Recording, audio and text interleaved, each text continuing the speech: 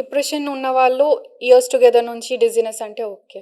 ఇప్పుడు నార్మల్‌గా ఉన్నవాళ్ళు గూడా అప్పుడప్పుడు నిల్చుంటే చాలు కళ్ళు తిరుగుతా ఉంటాయి. యాహ్! ఫుడ్ తీసుకొనే ఉంటారు, తినలేదనేది గాదు. ఎందుకు? వాళ్ళకెందుకు అవుతా ఉంటది? సో, దీనికి ఇంకా మైనర్ థింగ్స్ కూడా ఉంటాయి. ఉదాహరణకి మనకి కెరోటిడ్ బాడీస్ అంటాం. నెక్ లోపల కొన్ని బ్లడ్ సప్లై, బ్రెయిన్‌కి సప్లై చేసే సెంటర్స్ ఉంటాయి. ఈ సెంటర్స్ వల్ల గూడా బ్యాలెన్స్ మెకానిజం అనేది ఇంట్రికేట్‌గా మనకి సంబంధించి ఉంటుందనమాట. చెవుల్లో ఏదైనా ఇన్ఫెక్షన్ వచ్చింది. ఆటోమేటికల్లీ కాక్లియా అనేది ఎఫెక్ట్ అవుతుంది. ఓకే. కాక్లియా ఎఫెక్ట్ అయితే కళ్ళు తిరుగుతాయి. ఓకే. గిడ్డినెస్ అనేది వస్తుంది. ఓహ్! రైట్? ఇది చాలా మందికి తెలీదు. చాలా మందికి తెలీదు. యాహ్! అలాగే మనము స్పైనల్ కార్డ్ ఇష్యూస్‌లో అంటే నెక్ ఇష్యూస్‌లో గూడా వర్టిగో అనేది కామన్‌గా చూస్తా ఉంటాం. అదెందుకు?